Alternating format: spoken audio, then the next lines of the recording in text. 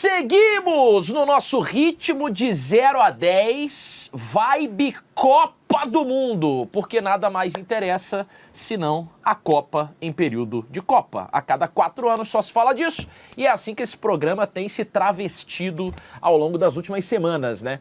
No episódio de hoje, atuações épicas, lendárias, inesquecíveis, aquelas grandes epopeias em finais. Porque eu sei que já vai ter gente aí que vai olhar a lista, né, o Wallace Borges? Vai ficar, mas cadê o Maradona contra a Inglaterra? Cadê o Davi Luiz contra a Colômbia em 2014? Só finais. Só finais. E tem um outro ponto, né, que é... mas esse cara aqui foi o cara da competição. Ele foi o craque da competição, ele foi o dono da competição. Mas a gente aqui está fazendo um recorte apenas do que foi o jogo final. A gente pode utilizar como critério de desempate o quanto representou, se era o primeiro título, qual o tamanho do título, mas o principal é... Se era um adversário mais difícil. O adversário, então, esse eu acho que entra no ponto principal. A força do adversário já vem pro critério principal, que é o que o cara fez naqueles 90, 120 ou 120 mais pênaltis da final da Copa do Mundo. Tá pronto pra isso, ô VSR? Atuações históricas em finais de Copa? Rapaz, eu tô pronto, mas eu acho que esse programa vai dar o que falar, hein? Que a galera sabe como é que é, né? A galera, ela te condena pelo que ela acha que é e sem ver. Então, mas enfim, a gente tá aqui pra isso mesmo. Boa. VSR, mais uma vez, à distância na sua participação itinerante do 0 a 10, na grande cobertura que ele tem feito com a TNT Sports para essa Copa do Mundo, direto dos Estados Unidos. Roda a vinheta, vamos nessa, porque chegou a hora da gente avaliar aqui grandes atuações em finais de Copa. Vai.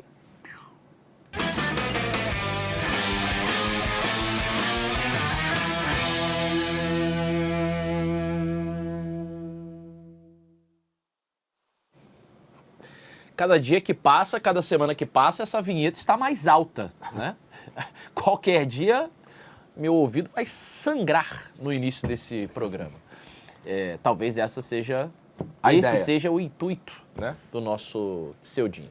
Bora lá, atuações apoteóticas em finais de Copa. Essa aqui a gente começa segurando para 10, senhores. Pelé contra a Suécia na final de 1958. Eu acho que é uma das maiores, cara, com tranquilidade. Estamos falando de um moleque, né? 17 anos de idade ainda, que faz 2 gols. O jogo tava... Ele faz a Suécia abre 1-0, o Vavá empata e vira o jogo para 2-1. O Pelé faz o 3-1 e o 4-1, fora o que ele já tinha feito antes, né? Fora tudo que ele já tinha construído antes no jogo. A Copa de 58, eu falo muito sobre o susto pro mundo, né? Que foi Pelé e Garrincha, que na época... a gente não tinha as informações que tem hoje em dia. Então lá na Suécia os dois assustaram o mundo. E numa Copa do Mundo, por exemplo, que o Fontaine tinha feito, que fez até a semifinal. E o Pelé faz isso logo na final. E aí, eu acho que individualmente falando, vale muito essa final em específico. Ele jogou uma barbaridade. E os gols, o jeito, né? O golaço que ele dá o balão, toma uma porrada. E ainda...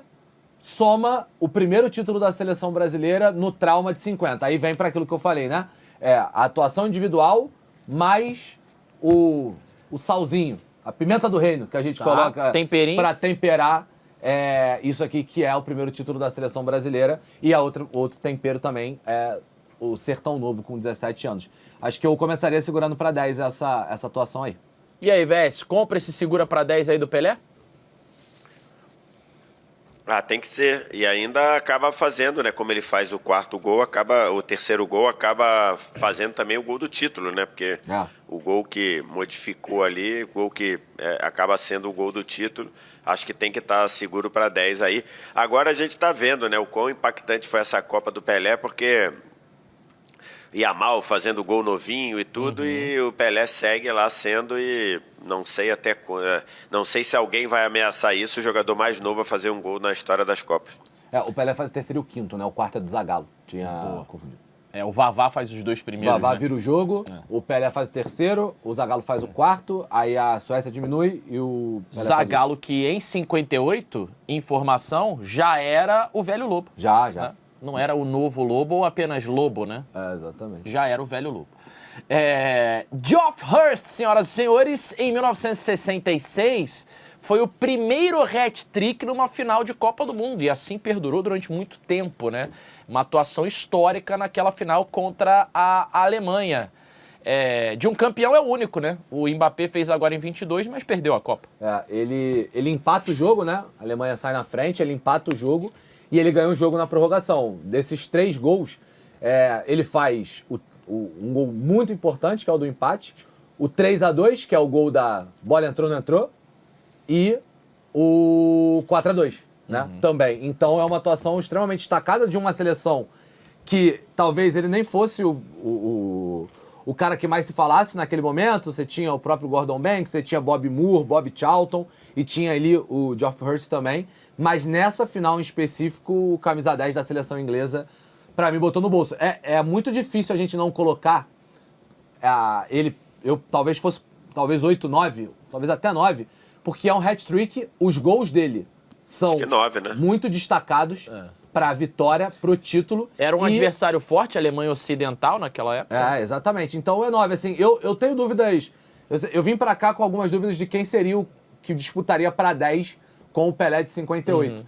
E o Hurst é um deles, tá? O Hurst era um que eu tinha dúvidas se valeria segurar para 10 nesse contexto aqui. Mas acho que iria na 9. E é o único título, né, Alves, da Inglaterra. Acho que isso torna mais histórico. E foi em casa, foi no estádio de Wembley. Tem toda uma mística ali por trás dessa atuação. Foi em casa.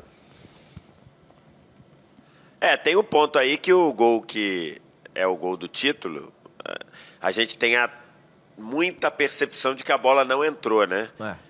Embora, e até isso esse tema voltou à tona, porque durante a Copa algumas coisas voltam à tona, né? Mas, por exemplo, resgataram uma fala do Maradona, que é depois da Copa de 86, né? Mas não foi exatamente na Copa de 86, é depois que perguntam, pô, você não se arrepende de ter feito um gol de mão, não sei o quê? E acho que a pergunta era de um jornalista inglês, e ele fala, a Inglaterra ganhou a Copa numa bola que não entrou e vocês se arrependem e tudo, então não vem querer me julgar, não. Então tem essa coisa, né? Ele ganhou a Copa para a Inglaterra, mas também meio que ganhou de presente esse gol, que aparentemente, nunca vamos ter total certeza, mas pelas imagens que temos à época, aparentemente a bola não entrou, né? Ela bateu na trave, quicou em cima da linha e o goleiro lá, o Bandeira, que o Otávio Neto é fã desse Bandeira. O Baramov, ele correu para o meio e aí na época não tinha VAR e tudo. E aí acabou que a Inglaterra fez 3-2, depois a Alemanha se mandou e o Hurst fez o 4-2, né? Mas um hat-trick numa final de Copa do Mundo é muito emblemático. Talvez tenha que segurar para 10, né? Ou não? Porque assim, cara... Enfim. Que o Pelé fez isso, aos 17 anos, né? Enfim. Mas ao mesmo tempo... e jogando contra o time da casa também, né? Mas ao mesmo tempo é o cara que empata e vira o jogo, né? É complicado. Ele empata primeiro e depois ele vira o jogo. Enfim, eu acho que pelo menos 9, com certeza. Quer deixar por enquanto no segura para 10? E aí mais pra frente a gente vai ver? Mas a gente claramente... Que tem as atuações de 22 pode também. Pode ser. Por enquanto, deixa aí no segura para 10, pela grandeza de tudo que a gente falou aqui. Voltamos ao Pelé, agora em 1970, final contra a Itália, um dos grandes jogos da Copa. Já falamos disso num episódio recente aqui dos maiores jogos da história das Copas. E a atuação específica e individual do Pelé nesse jogo, Wallace? Assim, ele faz o gol do 1-0, né? Subindo 4 metros de altura. E ele influencia no jogo. Eu já vi essa final algumas vezes. Já peguei para assistir o jogo completo algumas vezes.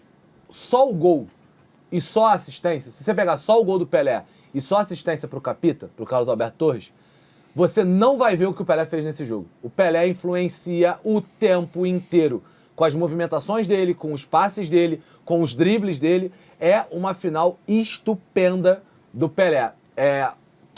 Que tinha sido uma das outras que eu tinha parado pra pensar se eu seguraria pra 10, tá? Tem um rol de atuações de final de Copa que eu penso em quais eu seguraria pra 10 junto com a Pelé de 58. E essa é uma delas, tá? Essa era uma delas porque é isso. É para além do gol, é para além da assistência, é tudo que ele influencia no jogo. O Brasil é um jogo tenso que o Brasil toma um empate do Bonicenha e depois no segundo tempo destrava com um gol do Gerson, depois do Jairzinho e por último o gol do Carlos Alberto Torres. Só que é um jogo muito coletivo também, né?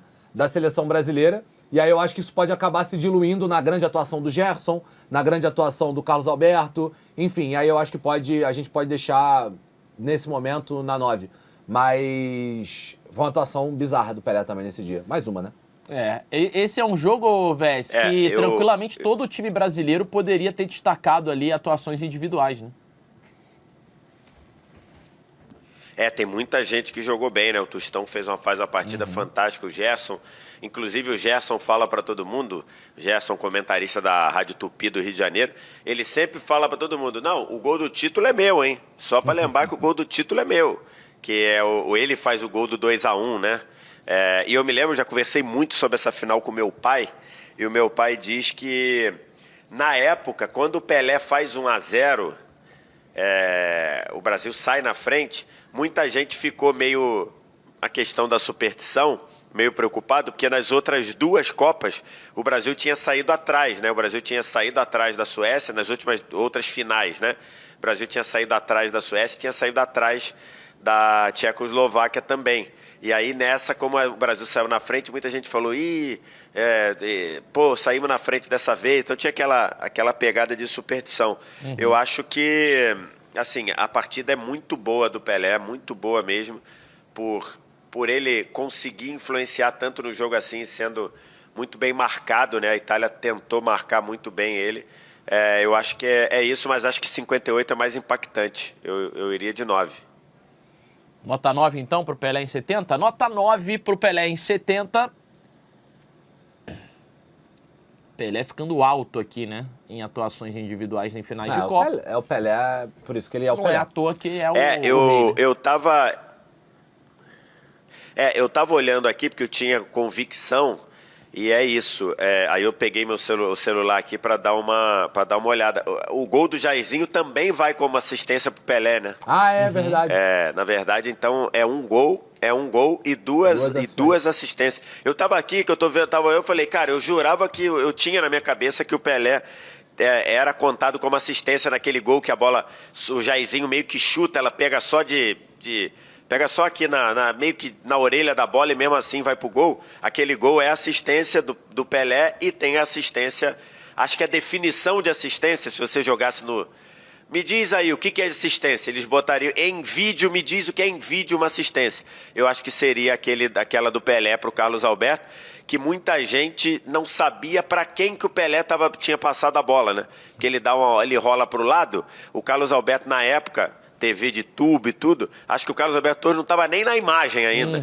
E aí ele rola e o Carlos Alberto vem soltando a pancada. O Pelé fez o primeiro gol e deu duas assistências. É uma senhora final, final. Eu ainda fico com o 58 do Pelé, mas é muito absurdo. Nem nas telas widescreen mais modernas, o Capita teria aparecido. O gol do Jairzinho, o Jairzinho domina, né? Mas na concepção do último passe pro Jairzinho, de fato, foi o de cabeça do Pelé. Deixa eu aproveitar que a gente falou do Gerson, o Canhotinha de Ouro, que aliás tem um canal no YouTube, e ele tem um bordão muito bom que é: sem vinheta eu não entro, sem like eu não comento. Então aproveita e deixa o seu like aí, viu, seu canalha? Em homenagem senão a gente vai fechar os microfones aqui. E aí a gente não comenta, tal qual o Canhota, né? Vamos para 74, primeiro alemão da nossa lista, até pouco tempo o maior artilheiro da história das Copas, Gerd Müller contra a Holanda em 1974. Uma baita atuação do atacante alemão. Que nota que a gente dá para ele, Wallace? Então, ele faz o gol do título, né? Cruzamento que vem da direita, ele domina, a bola fica um pouquinho para trás, ele finaliza. Acho que essa é uma seleção alemã que ela poderia ter vários destaques aqui, né? Principalmente de marcação. A gente citou num 0-10 recentemente que a Alemanha toma 1-0 sem tocar na bola, né? A Holanda sai com a bola, toca, pênalti em cima do Cruyff, e o Neeskens faz o gol do 1-0. E a gente poderia falar de muita gente. A gente poderia falar do Breitner, do próprio Gerd Müller. A gente deveria falar muito do Beckenbauer nessa final também, assim. Uli Hoeneß também. Enfim, a final como um todo da seleção alemã é muito coletiva e muito boa. O Gerd Müller acaba fazendo o gol da final. Era um atacante que era muito isso, né? Muito terminal, né? O Gerd Müller também fazia gol de tudo quanto é jeito. A capacidade que ele tinha de inventar gols onde ninguém estava vendo, né? Isso é uma capacidade muito rara do Gerd Müller, assim. A gente viu poucas vezes na história do futebol um cara tão fazedor de gol quanto o Gerd Müller. A gente viu não, né? Nesse caso só o Mauro Betti viu. Mas a gente viu depois, em vídeos. Mas eu acho que a atuação dele acaba ficando mais por ser o cara do gol em específico, de terminar as jogadas, do que de fato no influenciado todo que a gente falou do Pelé e talvez do Hurst. Eu acho que até um pouco menos do que a gente falou pro Pelé. Eu colocaria talvez uma nota 6, porque tem pouco hoje, né? Pelo que eu vi, hoje tem menos, né, jogadores pra gente colocar. Colocaria talvez numa 6, 7. Eu acho que 6, acho que vai cair. Acho que foi uma partida boa de um time muito coletivo, mas não acho que tenha sido uma gigantesca atuação. E ainda um ponto, né? Talvez eu acho que caia. A Copa de 70 do Gerd Müller é melhor que a Copa de 74, sim, né? Em atuação e também em 70 ele é artilheiro com 10 gols, em 74 ele faz 4, inclusive do título, né? Então fica muito marcado pelo título, mas a Copa de 70 dele até foi melhor, eu tenho essa percepção. Mas beleza, deixar no A5, pode ser, se quiser talvez. botar no A5, não tem problema não. Vai faltar nota, de fato, para as notas baixas. Então vamos deixar o Gerd Müller aí na 5. Eu acho que um atenuante para ele aqui é que foi em casa, né? Foi o bicampeonato da Alemanha, já não era o primeiro título, mas foi no Estádio Olímpico de Munique. Então foi diante da torcida alemã o gol do título dele.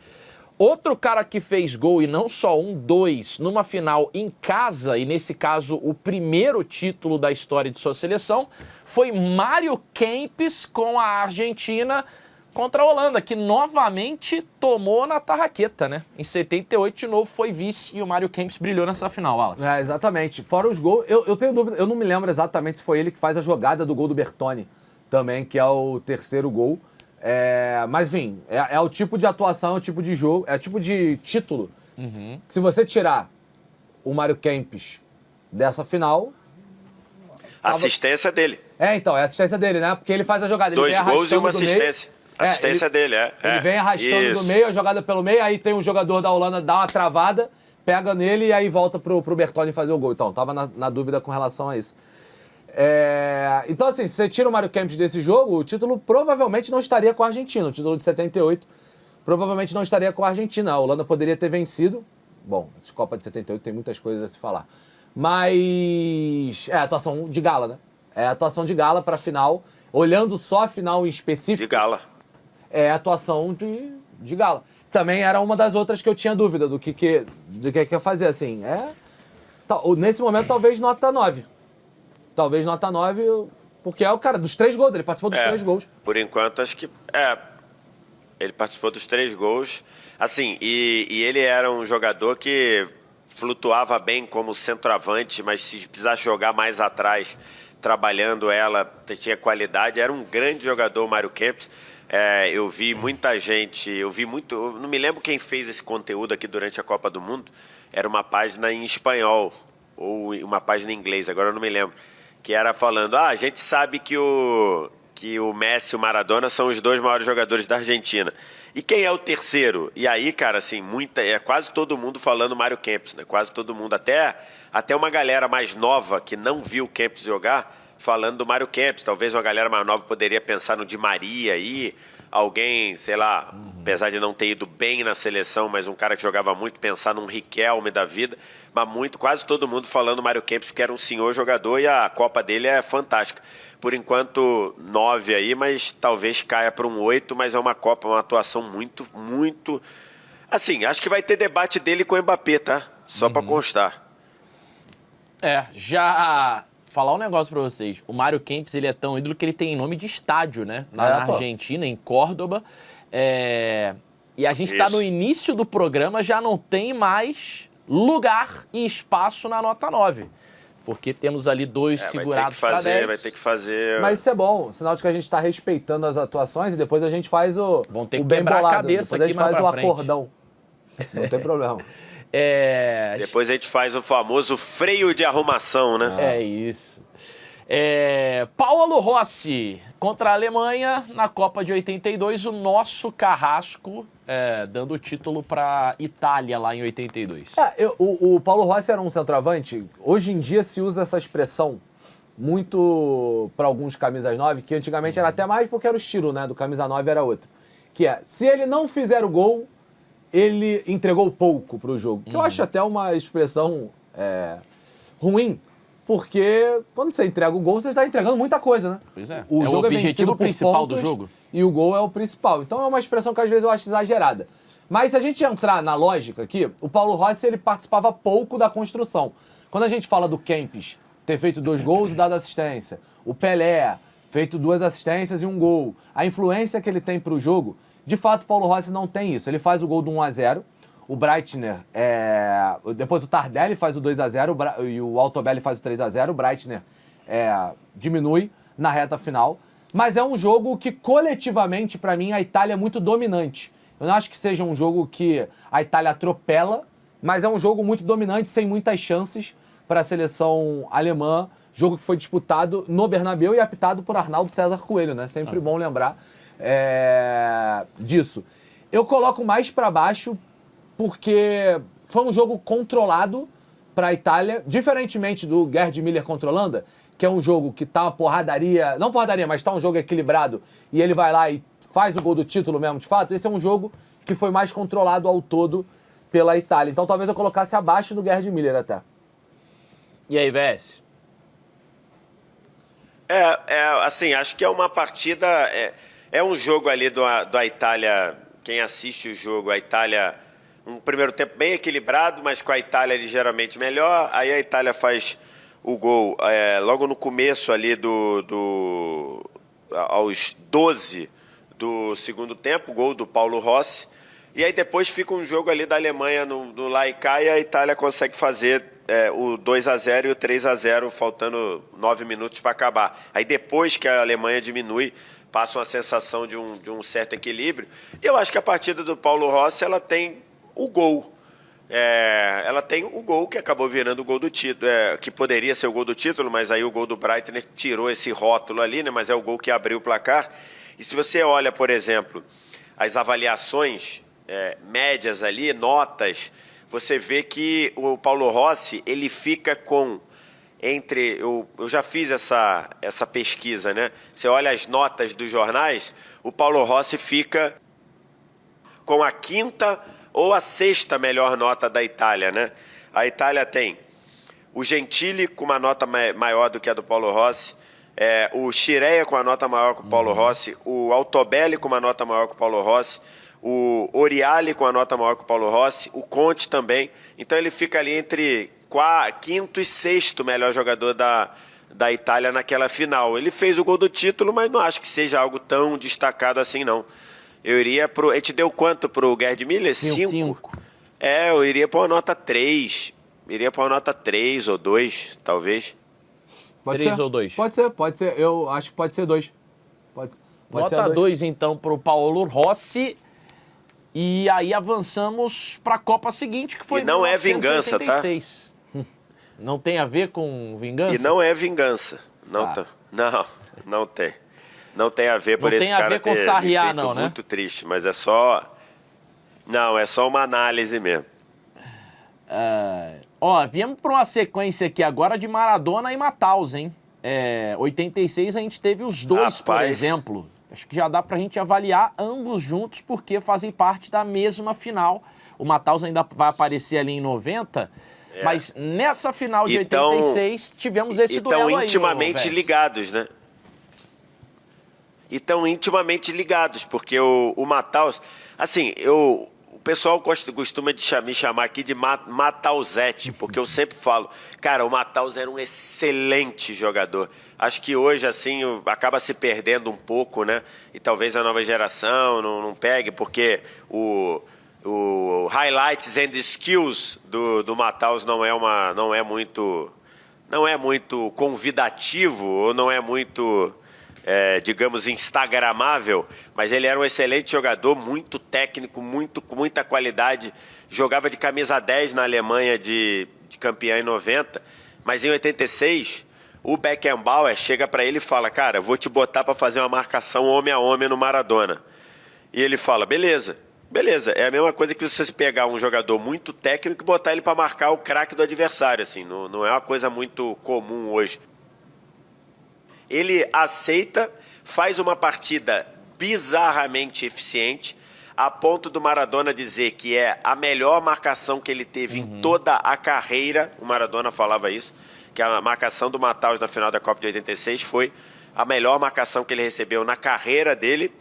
E, como diria o professor Raimundo para o seu Sandoval Quaresma, na hora de tirar um 10, a genialidade do Maradona apareceu, porque talvez no único duelo que o Maradona ganhou do Mataus, ele limpou no meio e deu caindo, quase sofrendo a falta, ele caindo, deu a bola, a assistência para o Burruchaga sair na cara do gol e fazer o gol do título, o gol do 3-2. Então, assim, aqui nos Estados Unidos, né, Otávio, você que acompanha esportes americanos, tem muito esse debate se faz sentido premiar quem perde as finais como um MVP, né? Na história da NBA, por exemplo, só tem um jogador que foi o melhor das finais, mesmo tendo perdido, que foi o Jerry West, em 69, se eu não estou enganado. Acho que é isso. Depois vou até dar uma olhada aqui. É o único exemplo. E em 2015, eu acho que o LeBron tinha que ter sido eleito MVP, mesmo com o Cleveland perdendo para o Golden State. Porque o que ele faz ali é absurdo. E acabaram premiando o Iguodala como MVP, como supostamente tendo parado o LeBron James. Só que você pega as médias, são 36 pontos, sei lá, 12 rebotes, 9 assistências. Ele parou o quê, irmão? O que ele parou? Ele parou quem? Né? Então, fica um pouco essa pegada do Mataus. O Mataus, ele congelou o Maradona quase os 90 minutos. O problema foi esse quase, né? E se tu for olhar os números, que eu acho que ajudam nisso, né? O Maradona teve 80 ações ofensivas no jogo. Nessas 80 ações, ele perdeu a bola 31 vezes. Então, você vê... Foi neutralizado muitas ele foi vezes, né? Não, só perda de bola, tá? Não tô nem entrando em ponto de passe de lado. Pra trás. Isso que também vai entrar, essas ações aí. O Maradona, das 80 ações que ele teve, ele perdeu a bola em 31. Isso mostra como ele foi bem marcado, como ele foi importante. O Burruchaga, por exemplo, jogador histórico do Independiente, na época estava no Nantes, faz um gol, dá uma assistência. O Mataus joga pra caramba, o próprio Rummenigge faz gol nessa final também. O Maradona, se você olhar os 90 minutos de jogo, né, se você olhar o todo da partida, o Maradona não foi o melhor jogador em campo. A gente coloca aqui o Maradona pelo todo, pela obra da Copa do Mundo. Pelo jogo, por tudo que ele fez e por tudo que ele representa. E aqui, talvez seja um pouco do que o VS falou lá no início do programa, de que talvez vai incomodar algumas pessoas a nota do Maradona, porque o Maradona não foi o melhor jogador em campo e talvez não tenha pegado não tenha sido nem o segundo, talvez nem o terceiro melhor jogador em campo nessa final. Porém, ele dá o passe decisivo pro gol, inclusive do Burruchaga, que é quem faz o gol do título. Como eu também não acho que o Gerd Müller foi o melhor jogador da final, e ele foi decisivo fazendo o gol ali da Alemanha, mas eu acho que mesmo com a marcação, o Maradona tem a questão de puxar a marcação, de influenciar no jogo, etc. Eu talvez colocasse uma nota acima do Gerd Müller porque ele dá assistência pro gol do Burruchaga. Talvez 6 ou baixar o Gerd Müller para 4 e o Maradona para 5, mas eu acho que eu colocaria na 6. Maradona na 6 e o Lothar Matthaus, então? Só trazendo aqui, eu estava pesquisando, eu tinha razão. O Jerry West, jogador do Lakers, 69, foi né? MVP da final de 69 mesmo. 69 tu não ia esquecer, E né, o Messi? Lakers perdeu aquela final pro Celtics. Hã? Você é o Vitor Sexto Rodrigues do Sola 10? O 69 e programa. basquete. Isso aqui Duas é coisas outro que ele programa. ama. Tu acha? Ah, Isso aqui É Jerry programa. West na cabeça. É. Você sabe que o Jerry West é o logo da NBA, né? Sim, tá ligado. O logo da NBA é uma silhueta do Jerry West. Aliás, Jerry tem West. a série lá no cara. HBO Max, que conta o Lakers na estreia. Isso. Acho que são 2 temporadas. A primeira é muito boa, o Jerry West. O cara que faz o Jerry West é muito bom. E que realmente é uma silhueta de jogo, né? A silhueta da marca do Jordan, por exemplo, ela foi recriada numa foto, Isso. né? Sim. E a nota pro Lothar, o VSR? Na mesma final. Então, cara, esse é um ponto, né? Esse é um ponto, assim, ele foi muito bem, ele neutralizou o Maradona até os 45 do segundo tempo, né? Quando ele fez o gol do... Mas eu acho que foi uma grande final, dentro do que ele entrou para fazer, ele foi muito bem. Mas como perdeu e ainda... Quem é que tá na 2 mesmo? É o Paulo Rossi? É o Rossi. Eu subiria o Paulo Rossi para 3 e botaria o Matheus na 2, talvez. Pode ser. Vamos assim? O Matheus só de estar nesse programa, já é o prêmio para ele, né? Já é uma homenagem, né? E aí a gente tem o Mataus de novo Essa em final é 90. loucura. Aí sendo campeão. Essa final é um Aí atropelo. imagino que por uma nota mais alta. Essa final, não sei se o VS vai discordar de mim, até porque ele lembra muito mais. Com uma das indumentárias mais bonitas do futebol, aquela camisa Essa final é um da atropelo. Alemanha de 90, era linda. Lindíssima. 1-0 mentiroso. A Argentina tem um expulso ali no meio do segundo tempo, né? Com 20 do segundo tempo, um Monzon. Mas já desde o primeiro tempo, a Alemanha é muito melhor, já cria as melhores jogadas, já finaliza mais de 10 vezes no primeiro tempo. A gente vai falar do Matheus aqui, mas, por exemplo, o Breme, que faz o gol do título, faz um jogaralhaço na marcação e com bola. Enfim, acho que a Alemanha é um atropelo da Alemanha em chances criadas, em posição no meio de campo, em força física, que talvez não tenha se traduzido nos gols, né? Não tenha se traduzido naquele 2-0 rápido, naquele 3-0 fácil. Porque o gol é 40 do segundo tempo. O gol é no finalzinho do jogo, é 40 do segundo tempo. Então, isso não se traduziu. Então, quando a gente está olhando aqui... Hã? Foi, Bess? Não, era o que aquela Argentina fazia, né? Amarrava o jogo para levar para os pênaltis, pro Goicoechea decidir, né? E quase conseguiu. Aí, curiosamente, o pênalti é um pênalti meio mandrake, né? Que o hábito mexicano acabou marcando. É um pênalti bem mandrakezinho. Muita gente, os argentinos até hoje ficam numa bronca absurda. Que aquele pênalti, assim, um pênalti bem frágil na época que não tinha VAR, não tinha nada.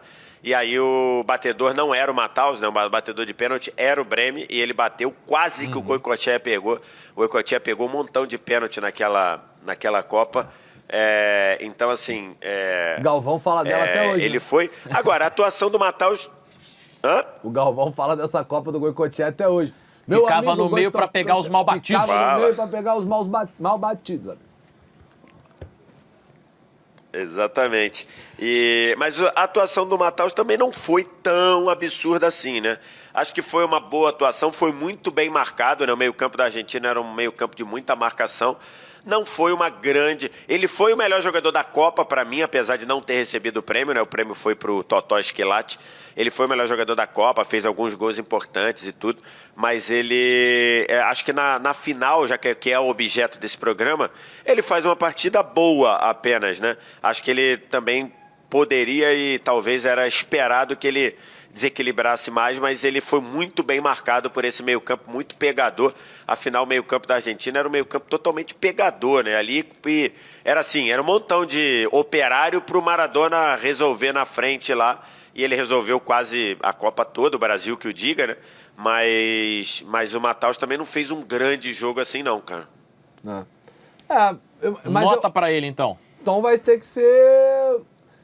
Talvez subir o 5 e 6 e botar ele na nota 5, talvez. Porque eu acho assim, ele não fez um grande jogo, mas acho que é um bom jogo, cara. A Alemanha domina bastante ali. É um bom jogo. É um bom jogo, tá. É um bom jogo.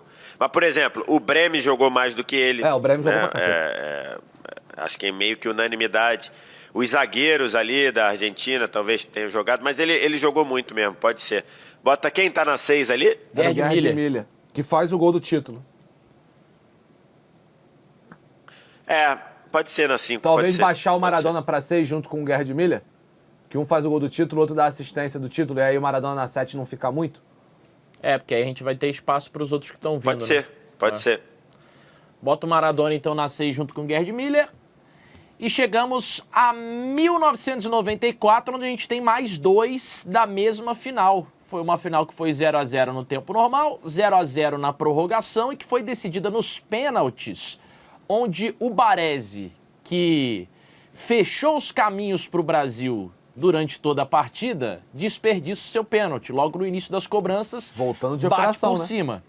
E o Taffarel, que acaba fazendo a defesa do título, né? Porque ele pega o pênalti do Massaro e logo na sequência o Baggio isola o dele e o Brasil conquista o tetracampeonato. Baresi e Taffarel, Wallace Borges. Cara, o Taffarel faz uma defesa, cara, no final do segundo tempo, eu acho, que é um cara a cara que o Massaro sai com ele. O Massaro, a bola vem quicando e ele bate. O Massaro nem bate. Não é uma finalização perfeita do Massaro, não. Ela vem em cima do Taffarel, mas ela dá uma quicada antes, o Taffarel encaixa. Que ele vai muito, cara, vai muito bem. Assim, se eu falar pra você... Ele vai muito bem saindo do gol, né, nesse jogo. É um jogo que a Itália cruza muita bola e o Galvão toda hora, sai que é sua, Taffarel. Então ele saía muito bem do gol nessa final. O craque do Brasil nessa final, pra mim, é o Dunga, tá? Pra mim, o cara que melhor, o cara que domina o meio de campo, o cara que faz tudo que um meio de campo, que um volante precisa fazer na final da Copa do Mundo. Pra mim, o craque da final é o Dunga. É sacanagem, assim. Aliás, é aquilo que a gente já falou várias vezes, mas não custa repetir, né? Como é subestimado o Dunga no âmbito geral do que jogava. Não só do que marcava, mas do que jogava também. A porcentagem de acerto de passe do Dunga nessa final é altíssima. É pra cima de 90%. O Dunga nessa final tem simplesmente 154 passes, meu irmão. 154 passes no jogo. Então, assim, acho que o Dunga joga muito, o Taffarel também é muito importante, o Baresi também faz uma baita final, não só o Baresi, mas o Paulo Maldini também faz uma baita final, marcando o ataque da seleção brasileira. Eu vou colocar o Taffarel a mais... O Baresi fez uma baita final, né? A gente falou de lesão, né? Ele fez uma artroscopia durante a Copa do Mundo e volta para jogar a final. Eu vou colocar o Taffarel à frente do Baresi pelo todo do jogo, pelo momento decisivo, de tudo que ele faz. Eu colocaria o Taffarel numa 7 e o Baresi talvez junto com o Matthaus. Talvez o Baresi tenha jogado mais que o Matthaus, né? Talvez puxar o Matthaus para 4 e o Baresi para 5 ou o Baresi na 5 junto com o Matthaus. Mas qual o Matthaus? O de 86? De 90. Não, 90. Eu acho que o Matthaus jogou mais, cara. Então bota ele... Eu acho que o Matthaus jogou mais. Porque assim, o Baresi jogou muito, mas eu acho que a gente tem um quê ali de emocional pelo fato dele ter... ele perdeu o pênalti, né? Tudo bem, não vamos crucificar, mas eu acho que a gente se emociona um pouco pelo fato dele ter tido uma artroscopia dentro da Copa e ter voltado e jogado pra caramba a final. Pode ser. Mas eu acho que o Matthaus jogou mais e ainda foi campeão, né? Então acho que ficaria aí. Essa partida do Dunga, que o Wallace falou, 150 e poucos passes no jogo, acertou 85% deles, e ele deu 115 passes no campo da Itália, só para você ter uma ideia, que o pessoal dizia lá, o Dunga não... Assim, o Dunga é só um cara que dá passe para trás, não sei o que, ele deu 115 passes no campo de ataque, né? Então, assim, impressionante o nível de atuação do Dunga nessa final aí. Talvez nesse negócio de ter perdido o pênalti, o Baresi troca com o Paulo Rossi. O Paulo Rossi faz um gol, a Itália é campeã, acho que pode trocar talvez o Paulo Rossi de 82 com o Baresi nesse ponto. De fato, ele jogou muito, mas se a gente está olhando só pra final, o cara ter perdido um pênalti acaba pesando contra, né? Fora o título também ser um atenuante aí, né? Tá bom. Chegamos a uma grande atuação, traumática pra gente. Final de 1998, Zinedine Zidane acabando com o Brasil em plena Paris, em plena França, pro título tão almejado pelos Bleus. E aí, Wallace? Eu não sei se eu já contei essa história, mas o dia que eu entrei no Estado de França eu comecei a chorar. Primeira vez que eu fui no Stade de France, você faz o tour, e aí o final do tour você vai nas arquibancadas e aí você vê o gramado lá de cima. Eu comecei a chorar, cara, porque é a primeira Copa que eu acompanhei, né? Eu sou nascido em 93, a primeira Copa que eu minimamente acompanhei, eu tinha 5 anos de idade em 98, mas eu tenho lembrança de perder, eu tenho lembrança do dia da final, eu tenho lembrança de chorar, eu comecei a chorar, porque é um dia muito traumático para a história da seleção brasileira. E é curioso que esse jogo, né, tudo bem que o gol cedo do Zidane, o gol com 27 minutos, ele dá uma condicionada, mas o Brasil tem mais de 60% de posse de bola, né? Vai para 62%, 63% de posse de bola. O Zidane finaliza 2 bolas apenas, finaliza 2 vezes ao gol, 2 gols. Cria algumas outras chances, movimenta bem pelo campo. Ele é um cara que ajuda a tirar a temperatura do jogo também quando o Brasil está querendo subir pressão, quando o Brasil está querendo pressionar um pouco a seleção francesa. É ele que tira a temperatura do jogo, é ele que ajuda a segurar um pouco do jogo. E bom, é um gol do 1-0, é o gol do 2-0. E o Zidane, pra mim, é sacanagem, tá? Primeiro título da França, que é uma seleção que já era gigante antes de ganhar. A seleção francesa já era uma seleção muito... com grandes times, né, na história. Teve o time do Fontaine, teve o time do Platini, e aí veio o time do Zidane em 98. Era um time em casa que tinha muita expectativa nesse time. Era um time que vinha de uma... Se você olhar a campanha como um todo do Zidane, ele veio de uma punição que ficou muito tempo fora por causa da expulsão na fase de grupos. Enfim, pra mim é uma final zaralhaça, assim, diante de um baita time, atual campeão, que o Zidane botou no bolso. Assim, eu botaria na nota 8 o Zidane aqui. E aí, Vess, 2 gols de cabeça, uma atuação memorável. Muita gente coloca assim, o Zidane na final só fez os gols de cabeça. Não é verdade. O Zidane na final, ele tenta 5 dribles, acerta os 5. O Zidane na final dá 2 passes, tem 2 grandes chances criadas e uma delas é um gol perdido absurdo do Guivarc'h, que talvez seja um dos piores titulares a serem campeões do mundo na história. Pelo menos dos que eu vi, talvez, tá aí no top 3 piores jogadores campeões do mundo que eram titulares. Então o Zidane joga muito bem essa final, além dos 2 gols de cabeça, que talvez tenham sido os únicos gols de cabeça dele na vida. A Copa do Zidane, a Copa como um todo, ela não é muito boa. Ele é expulso, ele pisa lá na perna do jogador da Arábia Saudita, toma vermelho, fica 2 jogos suspensos. Esse tipo de coisa acho que não aconteceria na Copa aqui dos Estados Unidos, não, hein? A sensação, inclusive falada por muita gente aqui, é que a FIFA, ela tá apitando essa Copa do Mundo tipicamente como apitam os esportes americanos, protegendo estrela, apitando mais para time grande, para seleção grande, tudo coisa que acontece aqui nos esportes americanos, né? Jogador grande da NBA, por exemplo, não anda, passeia. Essa daí não valeu, exatamente. Para anular o gol do Vinícius não contou isso.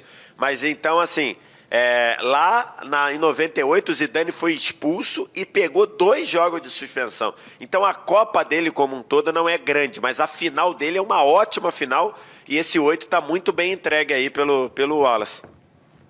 Nota 8 então pro Zizou. Fechou.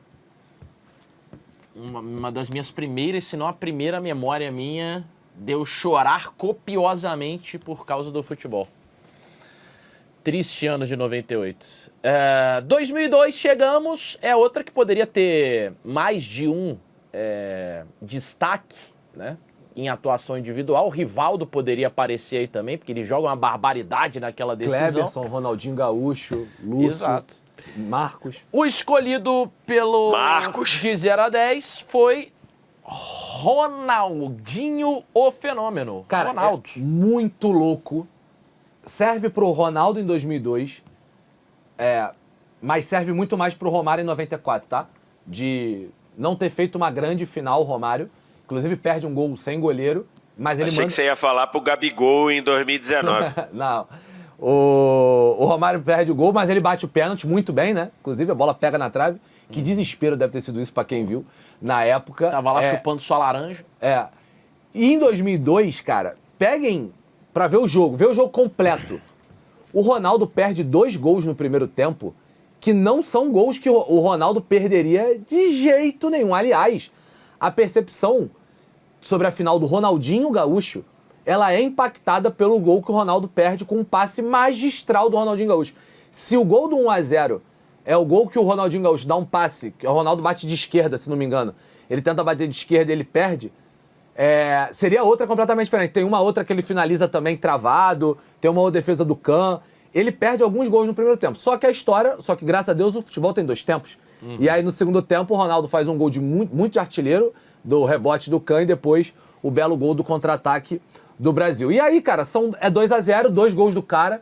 Não tem como a gente não colocar essa atuação individual com uma boa nota, com um bom nível, mas eu acho que vale a ressalva para esse ponto. Por exemplo, os 2 gols do Zidane em 98, eu acho que o Zidane influencia mais no jogo para 98 do que o Ronaldo influencia para o jogo em 2002. Mas, ao mesmo tempo, são 2 gols igual. São 2 gols, a mesma coisa, são 2 gols. Então, talvez eu colocasse na mesma nota, nesse momento, como nota 8, mas com esse potencial de talvez mudar uma nota mais pra frente, caso seja necessário. E aí, Vess? Eu tô olhando aqui, porque eu tô com o celular dando algumas pesquisadas aqui. Eu também. Eu tava olhando aqui num serviço de estatística sobre as notas. O Ronaldo, nessa final, na avaliação, ele é o 6º melhor jogador do Brasil, tá? Deixa eu só confirmar aqui, só contar. Ele é o 6º melhor jogador do Brasil. Que tiveram nesse jogo melhor do que ele, olha só. Avaliação melhor do que a dele. Nesse serviço de estatística que eu estou vendo aqui. Marcos, Lúcio, Edmilson, Roque Júnior, Kleberson, Gilberto Silva e Ronaldinho. Todos esses tiveram uma nota de avaliação melhor que a do Ronaldo. Só que aí, tu entra aqui no serviço de estatística da Opta, vem aqui. Total de chutes do Ronaldo, 7. Grandes chances perdidas, 3. Grandes chances perdidas, 3. Avaliam como 3 grandes chances perdidas, ou seja, não foi uma final muito grande. Mas tá bom, assim, do ponto de vista de atuação. Mas vamos deixar na 8 aí, não tem muito o que fugir para não querer também tumultuar, né? Podemos dizer assim. Não, é porque no fim, beleza, ele perdeu. Mas o Brasil entregou para ele. Quer dizer, a do 1-0 é ele que vai achar essa chance. Exatamente. É ele que vai achar essa chance. Porque essa chance não existia. Ele recupera a bola, ele vai no rebote. Essa chance não existia, né? Então, eu acho que vale muito por isso. E fez acho que caíram no pé dele, ele ainda resolveu e fez, né? E ainda tem a questão que depois veio à tona, né? Que era ele e Rivaldo meio que rivalizarem ali pelas bolas que seriam as bolas decisivas, né? E ali no lance do primeiro gol, tem o Rivaldo não passando uma bola que deveria passar, que é quando o Rivaldo chuta, o normal seria dar a bola no vazio para o Ronaldo. E no segundo, é o Rivaldo fazendo o corta-luz e o normal seria o Ronaldo devolver para o Rivaldo, né? E aí o Rivaldo chutou a bola do primeiro gol. Levamos um pouquinho de sorte que o Can falhou a única bola dele na Copa inteira. E depois, no segundo gol, o Ronaldo falou, tu chutou... Quer dizer, esse diálogo não aconteceu, mas eu imagino, né? Eu imagino ele, tu chutou a outra, então eu vou chutar essa. E aí o Ronaldo meteu a bola na rede. Então, assim, a prática o objetivo o Ronaldo fez os 2 gols num 2-0 e fez os 3 gols finais do Brasil na Copa, porque o 1-0 da semifinal tinha sido dele também. Então pode ficar aí numa nota 8, mas como atuação não foi essa grande atuação que muita gente lembra, se você olhar com lupa, né? E aí também provavelmente alguém tá me chamando de chato pra cá. Então tá bom. É o lendário bico da chuteira prateada do Ronaldinho lá em 2002. Buffon contra a França no título histórico da Itália em 2006. Temos Buffon e temos Pirlo também, né? E poderíamos ter Zidane. E até o Materazzi também, né? Poderíamos ter Zidane, poderíamos ter Materazzi. poderia... É que o Zidane, a expulsão do Zidane acaba pesando muito contra, né? Do que foi ali. Mas o Zidane faz um gol de cavadinha, poderia ter feito um gol de cabeça. Então quem faz uma baita final? O Henry também faz uma baita final nesse dia. Enfim, cara, eu acho o Buffon... Entre Pirlo e Buffon é difícil, porque o Pirlo dá assistência pro gol do Materazzi, né? O gol de cabeça. O Pirlo cobra o escanteio pro gol do Materazzi. Mas o Buffon faz a defesa do título, basicamente. Ele não pega o pênalti, né? O pênalti do Trezeguet, ela pega na trave. Mas a defesa do título é a cabeçada do Zidane que o Buffon vai pegar, pô. E é uma defesa colossal, né? Colossal, defesaça. Então, e durante o jogo ele vai bem também no todo. Mas, então é difícil a gente tirar nota, assim. Então, eu botaria o Buffon talvez junto com o Tafarel ali na 7? Na 7, talvez, ou puxar todo mundo uma nota e botar o Buffon na 6. Ou até puxar todo mundo uma nota e botar Buffon e Pirlo juntos na 6. Pode ser. Pode ser uma alternativa. Puxando porque o Tafarel, ele faz a defesa e tem o pênalti. Eu tô olhando aqui. Eu tô olhando aqui.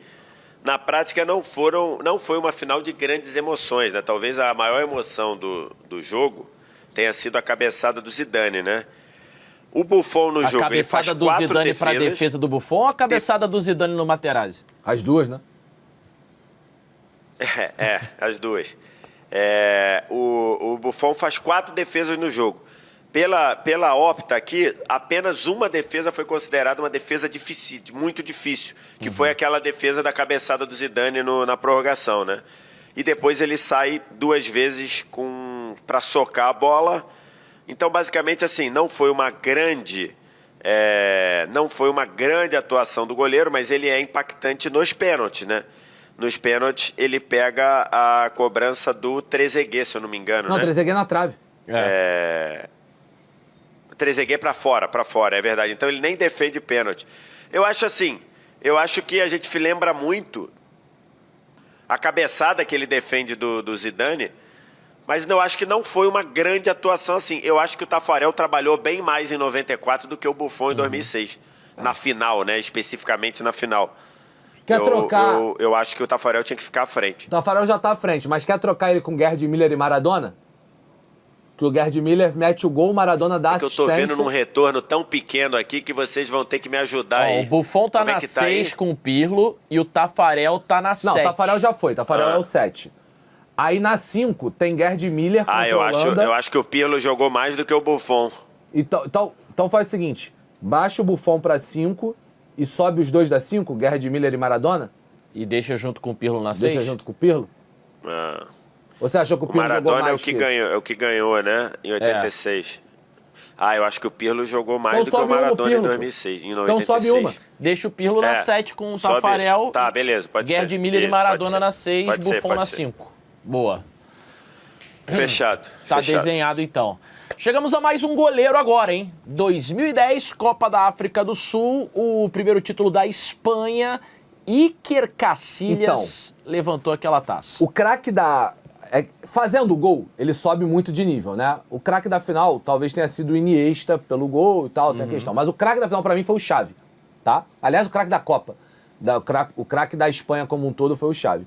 Mas se você me perguntasse a minha ideia de milagre numa final de Copa do Mundo, até 2022, até a defesa do Dibu, em 2022, com o pé no chute do Kolo Muani, eu falaria o cara a cara Robben e Casillas na final de 2010. Tudo bem que o Casillas cai pra esquerda e ele deixa o pé pra direita e ela pega no pé dele. E aí você pode dizer, é mais gol perdido do Robben do que defesa do Casillas. Eu, como um bom goleiro, quer dizer, bom não, né? É um goleiro mediano pra baixo, mas que fiz minhas estripulias, eu sempre acho que nesse caso, o cara a cara tem amplitude corporal. Camisa aposentada no Jacarepaguá Tênis Clube.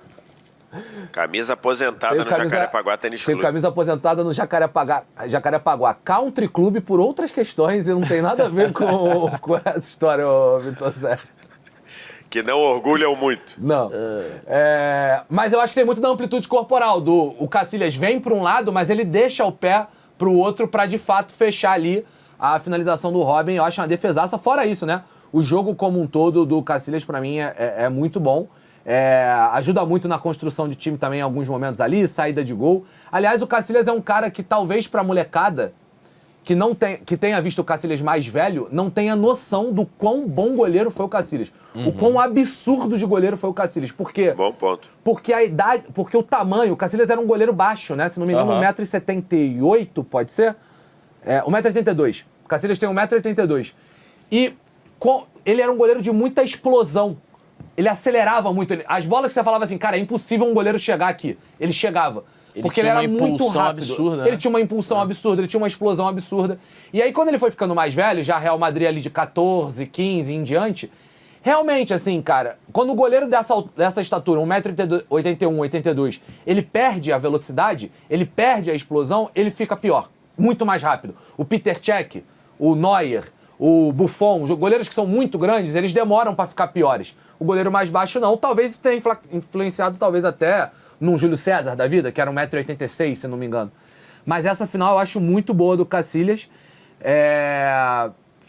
Eu acho talvez até melhor, não sei se melhor, mas ficaria ali perto do Buffon. Talvez eu colocasse na 6. Um passinho à frente do Buffon. E aí, VS?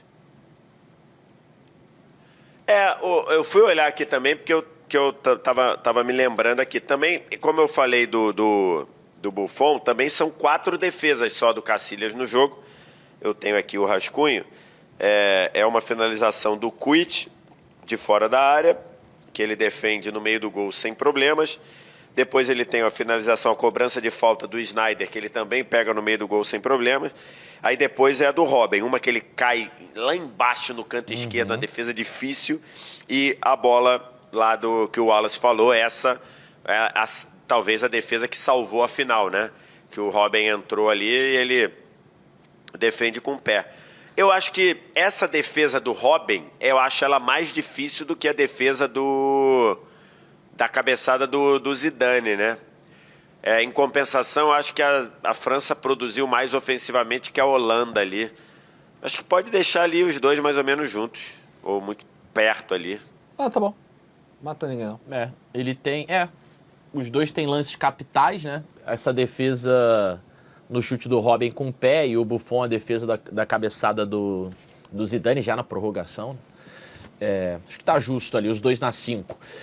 Chegamos ao Salvador da Pátria de 2014, veio do banco de reservas para evitar que a Argentina fosse campeã do mundo em pleno Maracanã na decisão da Copa do Mundo do Brasil. Estamos falando de Mário Götze. E aí, Wallace? É tentador colocar o Mário Götze na 0 pelo tamanho do jogador e por quão improvável era o Götze ser o jogador do 1-0. Mas, se a gente olhar os 30 minutos que o Götze jogou, ele foi bem, cara. Ele foi bem, porque assim, ele sai do banco, ele entra jogando muito pelo lado direito, ele acaba fazendo não, 0 gol. Não tem nenhuma chance dele ser, pô. Então. Seria... 0 não tem nenhuma chance dele ser. Seria um sacrilégio agora, desse mesmo programa. que ele só tivesse feito... Não... Se ele faz isso, o nosso bambambam do YouTube aqui ia tirar o programa do ar na hora, que ele tá aqui olhando a gente gravar aqui, ele ia tirar o programa da hora. Pô, o cara fala assim, vamos supor, o Wallace falou que o Götze jogou bem, mas vamos supor que ele só tivesse feito isso. Sim.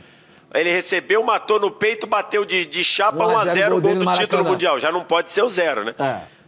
Exatamente. Então, mas é isso. Mas o ponto que eu ia falar ele entra bem, tá? Ele melhora a Alemanha. Ele entra ali no final da prorrogação, que já tinha...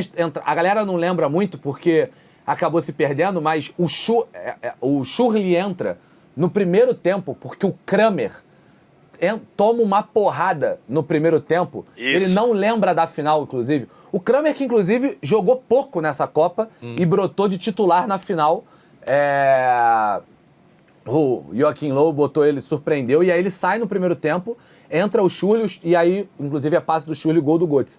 Mas o Götze entra no finalzinho do jogo, meio que pra jogar a prorrogação, e ele entra muito bem. O Götze, que naquele momento era um jogador ainda muito hypado, assim, tem chance criada, tem uma baita movimentação. Achei que o Götze foi muito bem no jogo.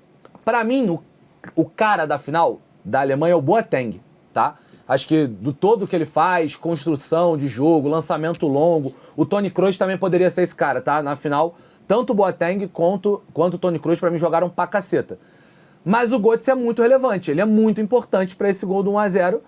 E, cara, assim, se a gente coloca Buffon e Casillas por uma defesa, ali na 5, foram bem no jogo, mas fizeram uma defesa, o Götze tem o gol do título e entrou bem no jogo.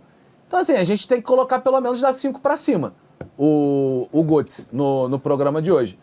Então, talvez, assim, não jogou o jogo todo, o Pirlo jogou o jogo todo, o Tafarel jogou o jogo todo, o Gerd Müller jogou o jogo todo, o Maradona também, mas pelo menos da 5 pra cima a gente tem que colocar o Götze.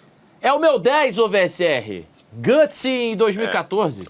Salvou a gente. Então, esse é um ponto, né? O Kramer entra no lugar do Khedira, que não tem questões físicas, né? Tava machucado aí e sai logo no começo, ele toma uma pancada que perguntaram pra ele, quem é você? Ele falou, eu sou o Michael Schumacher. Aí o cara falou, não, então sai. Então vamos lá que não dá.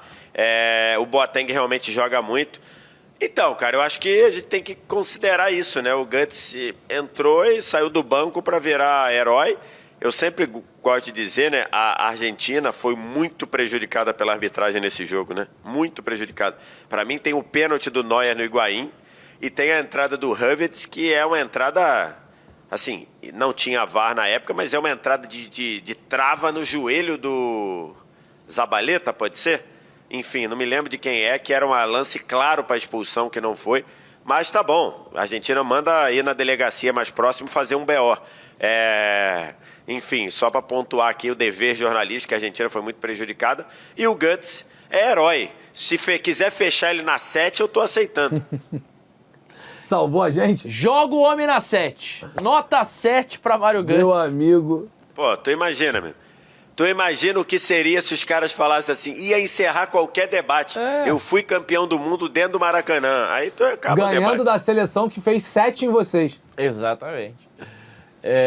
Exatamente. Ainda ia dizer que a gente vingou, não tem aqueles memes? Uhum. O filho apanha, o pai vinga, não sei quem. Ainda ia ter essa palhaçada aí. Então o Götze... Não quer subir o Götze pra 8, não? Não, tô brincando. Deixa ele aí. A cada minuto que a gente vai falando, ele vai melhorando. Vai ser um voto cada vez mais honroso aqui, o do Götze. Não ia ter, não? É. Na TNT Esportes Argentina, eles iam ter esse meme lá certo. Com certeza, com certeza. E iam ficar requentando ele sempre. Chegamos à final de 2022, a Copa passada, e aí a gente tem 3 personagens aqui. Um do lado derrotado, que é Kylian Mbappé, fazendo um hat-trick na final, algo que a gente viu que só tinha acontecido lá atrás com o Hurst, em 66, mas o Mbappé fica com vice-campeonato. E aí 2 figuras da Argentina. O ídolo máximo deles, e que fez uma grandíssima final, Lionel Messi, afastando ali todos os fantasmas, né, e tal. E o Dibu Martínez, que nem estava fazendo uma final tão grandiosa assim, até o lance que define o título, primeiro indo para a disputa de pênaltis, que é a defesa lá do Kolo Muani, e depois a própria disputa de pênaltis, ou seja, na hora H, o cara se transformou ali num herói, podemos dizer, improvável. Ele pega o pênalti do Coman, né? Isso. O Tchouaméni acho que é pra fora. E aí, Wallace? Bom, vamos lá. A maior nota pra mim é do Messi, tá? Dos 3, pra mim, a maior nota é do Messi pelo... Tudo bem que o Mbappé faz 3 gols no jogo, mas a gente já foi amplamente falado aqui que talvez o Mbappé não fosse o melhor jogador. O Mbappé não fazia uma final zaralhaça até o primeiro gol dele, ali no segundo tempo, né? Gol com mais ou menos uns 35 do segundo tempo. Depois ele emenda um gol na sequência e faz o terceiro na prorrogação. O Dibu, acho que é assustadoramente importante. Ele faz o maior milagre da história de uma final de Copa do Mundo. O Dibu faz ali no chute do Kolo Muani. Mas eu acho que o Messi influenciou no jogo mais do que os outros 2. O Messi, desde o primeiro tempo, já carregava a Argentina em todas as jogadas, já influenciava na construção, vindo para o meio de campo. Ajudou, por exemplo, quando a Argentina estava ganhando o jogo, a tirar a temperatura do jogo, só que aí o Mbappé, do nada, ele joga gasolina na fogueira e aí a coisa volta. E Na própria Primeiro é exatamente 35 do segundo, tá? É exatamente 80 e 81, os então dois primeiros gols. 35 do segundo tempo. E na prorrogação ainda faz o gol ali, que seria o gol do título, se não fosse o gol de pênalti do Mbappé, faltando 2 minutos pra acabar. Então, assim, pra mim o Messi é a maior nota, e ainda faz o gol dele de pênalti, né? Obviamente também. O Messi é a maior nota, o Mbappé é a segunda maior nota e o Dibu talvez ficasse atrás dele, apesar do que ele fez. Porque tem que olhar o jogo, olhando o jogo como um todo. Porque o Mbappé pega uma final perdida e dá chances pra Argentina, pra França. Eu talvez colocasse o Mbappé junto com o Dibu, mano.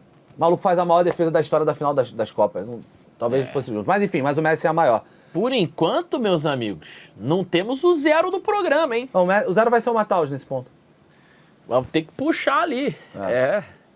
E aí, Vessi? Dibu, Mbappé, Messi... Cara, o Messi tem que entrar nessa 9, hein? Que ordem que você coloca aí em notas? Que a gente vai fazer. Eu não acho que o Messi entre... Quem é que tá na 9? Tá o Pelé de 70 e o Mário Kempis de 78. Né? É o Mário Kempis. E o Mário Kempis, Então, o Messi joga muito bem realmente, né? O Messi, o gol do Di Maria, a jogada, o passe que clareia a jogada é do Messi, né? Ele começa a jogada, ele dá um passe que ele clareia eu não me engano se é o Pamecano ou algum outro, dá um bote nele, dá uma caçada nele, ele dá um passe pro Julián Álvares, o Julián Álvares estica no McAllister e do McAllister pro gol do Di Maria. Então, assim, ele faz 2 gols, um gol de pênalti, faz o gol do 3-2. É uma final muito grande. Mas eu acho que a final do Mário Kempis e a do Pelé de 70 são maiores. Eu iria com o Messi na 8. Não sei se vocês acham. Eu tava olhando aqui para pesquisar, o Dibu ele faz 2 defesas no jogo, tá? Ele faz 2 defesas. Uma é a do Kolo Muani e a outra eu tava tentando achar aqui para ver se eu achava, mas não tava conseguindo achar, para ver se eu lembro qual é. Mas enfim, aí é aquilo, né? O que o Dibu fez, deixa eu ver quem poderia ter ali. É um pouco parecido com o que fez o Götze, né? Ele foi o herói num lance muito absurdo, né? Então, assim, e depois ele é herói nos pênaltis. Tô falando no tempo normal, né? Então, assim, cara, vai ter que descer gente. Já vamos empurrar ali pelo menos até a 4, a gente desce ali, porque tem que ter o 0 do programa. Isso. Vai lá, ô Pseudo. E aí sobrou Acho no que aí Mataus. tá bom. Aí agora, sobrou no Mataus. Quem é que tá na 8? Eu acho que na 8 tem Zidane e 98, Ronaldo 2002. E o Messi. Eu pensaria com o Mário E o Kempis. Messi. Porque, assim, Então já bota o Messi nós estamos lá. falando que, pra gente, o Messi foi o melhor jogador da melhor final, do melhor jogo da história das Copas do Mundo. Mas o Mário Kempis, ele foi o autor. Ele abre o placar, é autor do gol do título e dá assistência pro gol do 3-1, né? Então, assim, é uma finalzaça também. A do Messi, mal ou bem, ainda precisou ir pros pênaltis, né? Tudo bem que ele fez o gol dele de pênalti. Eu acho que a final do Mário Kempis é melhor do que a final do Messi. E aí a gente tem que falar, tem que sempre lembrar, né? Até os 35 do segundo tempo, a gente não botaria... Se a gente fizesse até... A final virou uma loucura, mas até os 35 do segundo tempo era uma final modorrenta. Era uma final que estava ali modorrenta. Então, assim, mudou. Eu acho que a do Pelé de 70 e a do Mário Kempis de 78 são atuações em final melhores do que a do Messi. Eu não tiraria ninguém para botar o Messi. Eu iria do Messi na 8 e aí teria que botar o Dibu na 7, junto com o Mbappé. A gente vai ter que baixar esse Götze aí. Por mais que doa no nosso coração, né? Vai ter que baixar os 2 goleiros da... Vai ter que baixar então, 5 e 6. Já baixa 5 e 6. Isso, beleza. Götze, Dibu na 7. Isso. Cara, Mbappé Quem junto tá com na 7 Götze, também? Pirlo. O Mbappé vai ter que ficar mais alto, cara. O cara fez 3 gols na final, velho. Ah, então, Vai quem ter que tá? baixar o Tafarel, Tafarel. Pirlo e coisa? E quem é esse aí? É Pirlo, Eu Figo baixaria e o Pirlo. Eu baixaria o Pirlo. O Mbappé na 7 tem que Cara, o pelo menos programa na 7 ficou tem que ficar. difícil. Ficou difícil. Então, exatamente. Eu baixaria o Pirlo e botaria o Mbappé aí. Agora, a final do Dibu é maior que a do Tafarel, não? Mas aí entra no ponto que a gente falou do Ronaldo, né? Entra no ponto que a gente falou do Ronaldo. Se alguém tivesse que cair da 8, seria o Ronaldo. Só que ao mesmo tempo é 2-0, 2 gols dele, um gol que ele foi achar esse gol, tá ligado? Exatamente. Não, Cara, deixa assim. A final do Mbappé não é maior que nenhum dos que tá na 8? Acho que não, cara. Acho Não que é maior o título que a do acaba Zidane? pesando. Mbappé Primeiro porque até... perdeu, né? Não só perdeu. Até Perdeu. 35 minutos do segundo tempo, Mas a aí França fazia um jogo muito tem bom. isso. o cerne do programa, né? Atuação individual, pô. Não, eu O cara sei, mas o todo, se a gente olhar até 35 minutos Não, do e segundo tudo tempo, bem, a França fazia uma ele atuação meteu- fraca. E ele meteu 2 gols de pênalti também, né? Não que eu tenho nada contra gol de pênalti, muito pelo contrário, né? Não tenho nada contra, muito pelo contrário, não desvalorizo, mas acaba sendo aqui num programa tão apertado, acaba sendo um critério de desempate aqui, né? Tá, um diferencial, né? Compensação, o gol que ele faz de bola rolando é um gol absurdo, né? Exato. Tá, chegamos à definição do 10, então, senhores. Seremos pachequistas? E o seremos Dibu, justos? E o Dibu tem o ponto, né? O Dibu tem o ponto que ele pega um pênalti ele faz essa defesa, que é a maior defesa da história das finais de Copa, e ele pega um pênalti na disputa, Sim. né? E o outro é para fora, mas é para fora muito por conta da influência mental do Dibu, né? Que Da ele faz catimba dele ali, A FIFA criou uma lei contra o cara, né? Exatamente.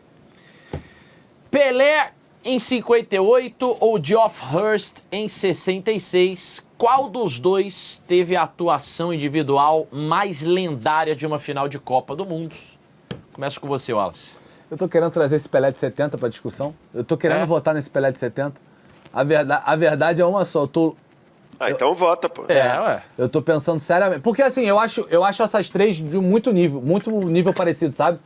O Pelé de 70, o Pelé de 58 e o Geoff Hurst. Eu acho que o Pelé participa de 3 gols em 70 e influencia no jogo, sabe? De maneira muito ampla. Você não acha que o Pelé de 70 tem mais parceria? Isso, você consegue diluir essa atuação por mais Mas nomes? em 58 o menos Vavá individual? é o cara que vira o jogo, né? 58, o cara que vira o jogo, o cara que às É vezes o até artilheiro esquecido, do Brasil né? na Copa, né? Às vezes até esquecido em todo esse debate, é ele que vira o jogo. Cara, eu vou no... Já que eu usei... Duas jogadaças do Garrincha, né? 2 jogadaças do Garrincha, que também dilui um pouco disso. Eu vou olhando pra influência no jogo, e foi um argumento que eu usei pro Zidane, foi um argumento que eu usei pro Messi, foi um argumento que eu usei pra outros, eu vou manter o meu critério, que foi durante todo o programa, que não são só o número de gols feitos, vai ser a influência do todo. Eu vou com o Pelé de 70, tá? Eu vou trocar isso aí, acho os 3 muito parecidos, eu vou votar no Pelé de 70. Usou o super trunfo aqui, o Wallace. Eu vou votar no Pelé. E aí, Vess? Pode ser. Eu vou votar no Pelé de 58 então já por bota. todo o impacto do jogo e pelo fato de ser um garoto de 58, um garoto de 17 anos, né? Então já Eu acho troca que o isso Geoff tem Hurst muito pra 9. impacto no meio de um moleques ali. Exatamente. Pode botar o Geoff Hurst ali E aí o pra Otávio 9, decide se ele puxa quiser. o Pelé ali pra... Se ele quiser votar no Hurst, de 70 pra 10. Aí o pseudo resolve. aí o pseudo decide. Cara, é difícil. É bem difícil. O Geoff Hurst tem aquilo. O cara foi o primeiro a fazer um hat-trick em final. Tava jogando em casa, em Wembley. Primeiro e único título da história da Inglaterra contra uma Alemanha. Time muito consolidado. O Pelé de 70 enfrenta uma Itália. Era a primeira disputa ali por um primeiro tricampeonato. A Copa de 70 tem toda a mística que ela tem. O Brasil tinha um timaço. Mas é o que eu falei com o Wallace agora há pouco. Eu acho que como o programa é de atuação individual, o Brasil de 70 e sobretudo naquela final com muita gente jogando muita bola, eu acho que isso ficou um pouco pulverizado na atuação do Pelé. Em 58, o Pelé divide um pouco o protagonismo com o Vavá, Vasco da Gama, artilheiro daquela seleção. E com o Garrincha. E com o Garrincha também. Por conta disso, senhores, quem vai definir o programa de hoje é o senhor Pseudo, porque o meu voto é Geoff Hurst. Ele foi o grande protagonista individual daquele no colo título do Pseudo, hein? Que é histórico para a Inglaterra. Então, meu voto, como a atuação é individual, é para Geoff Hurst. Caiu no colo do Pseudinho. E aí, Pseudinho? Parabéns, meu irmão. Eu tenho um pouco... Eu acho que a... Pseudo foi de Geoff Hurst. Tá bom. Eu não votaria no Hurst. Eu não votaria no Hurst porque é um gol que não entrou, ou que provavelmente não entrou. Eu acho que isso é muito influenciado. A atuação dele é muito influenciada. O gol depois sai porque estava 3-2 e tudo. Mas enfim, acho que é do jogo. Mas foi programaço. Programaço. E aí você vai ter que reclamar com o Tofik Baramov, um dos grandes ídolos da história do futebol azeri. Não, né? O grande ídolo da história. E do Otávio Neto. do Ele futebol. ama o Tofik Baramov. O Otávio Neto está agora...